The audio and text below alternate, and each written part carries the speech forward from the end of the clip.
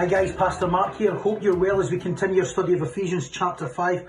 What a wonderful letter this is that Paul has wrote in this prison epistle. It's astounding and it really does cover absolutely everything. It's like no stone is left unturned as you continue to expound this and explain it, and it's bringing such sanctification to us as people and the body of believers. Thank goodness for that, and thank goodness for your faithfulness. Here we are, part 51, instruction to husbands, and I'm going to be reading from verse 25 to 27 of Ephesians 5.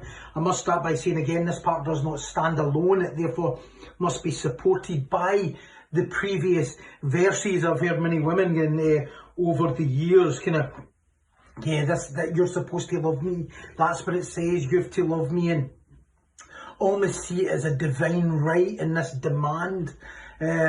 And it all has to be in the context of what's been said before, everything that goes before it. Not that we should love because we're treated right, that's not what I mean, but just in talking about the order. As I've also said as well, the devil loves to attack families as it consumes people and has such a negative domino effect towards everything else. If the home is okay, and I don't mean just okay, I mean healthy, loving, caring, and biblical order, pretty much everything else that comes into your life is manageable. Pretty much everything else that comes into your life is manageable if that part is healthy and well. Hence, when that's not well, sometimes the least little thing that happens in the world you can't cope with. But somehow, if the home is spiritually sound, you seem to be able to cope with all other things, and it becomes like a sanctuary. You will find that when it's not okay, then one or two things happen, or either everything outside the home overwhelms you, or you start to look for things outside the home to comfort you and satisfy you, or let me say it better than that, you start to add things outside the word to comfort and satisfy you. And this whole section is about submission, love and service. From the days of the fall of man, the greatest issue is what? Selfishness. That satisfaction comes from what you want rather than what you give. It's a loss of order. That's where it all came to. Eve sinned first. By what? By believing she could live as a ruler or a leader who did not have to look to man or God. I can be in charge. I can be in charge. You can be like God. Oh, great. I'll be like God. Then Adam sinned by what? By then allowing Eve to take charge and tempt her. Weak men who are easily led cause a whole lot of dysfunction in a home. Yeah, I know yesterday was a bit ouchy and this may be ouchy, but it's true. Weak men, and I don't mean men the opposite is aggressive men. Weak men who are easily led cause a whole lot of dysfunction in a home. In today's society, we are almost overrun by women who want to call everything equality. But in truth, really, when you boil it all down, they want to lead. Jordan Peterson, the psychologist guy, says, if it is equality, then why is 99% of bricklayers men? Surely equality should mean equal in everything.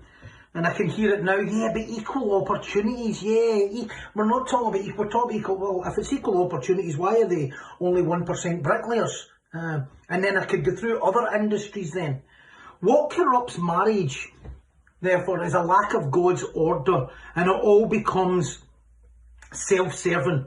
2 Timothy 3:5, as we're really talking about men here, and this could really equate to false teachers as well, but no, it's really addressing men and our right standing. And it says, but know this, that in the last days perilous times will come, for men will be lovers of themselves, lovers of money, boasters, proud blasphemers, disobedient to parents, unthankful, unholy, unloving, unforgiving, slanderers, without self-control, brutal, despisers of good, traitors, headstrong, haughty, lovers of pleasure rather than lovers of God, having a form of godliness but denying its power, and for such people turn away. And yes, Paul is writing to Timothy about false teachers, but you can easily say the same to men, husbands and fathers in their home. Lovers of self. That's what we have a wealth of in men today. They're lovers of themselves, lovers of money. A big problem with many people and men who cannot run their own household properly, they are not wise stewards. They prefer their wives to allow another to nurture their kids and their wife to work. I'm not saying that's always wrong, but I'm not saying it's right either. Due to finances, and that can be usually driven by finances and a desire for lifestyle and other things. So they would rather have that. They would rather have that and pursue money. Men who spend no time with their family or with God due to work. Not God's work, but money work. Earning money for what? To provide. Yeah, that's admirable. Okay, I'm working to provide. If that's the real motive. But often it's not. Often it's driven by money, and then that absence driven by money under the guise of it's just to provide. And then it goes on, boasters, it says, proud blasphemers. I see this as childish men who haven't grown up yet, still living like a single, unsaved man. Many men who are married, they almost marry their mothers because they're still children. They're looking for somebody to look after them. They are lovers of pleasure. Again, that truly defiles a marriage. Lovers of pleasure. They love pleasure. Sexual pleasure from outside the marriage and all other things, and that is such a violation to any relationship. Okay, let's go through these next few verses. Verse 25. Husbands, love your wife just as Christ also loved the church and gave himself to her. And here Jesus and Paul is writing and giving a great illustration and example of how we should love. Jesus sacrificed his life. He put his own desires aside, his own reputation aside for the sake of our lives and for the sake of the church.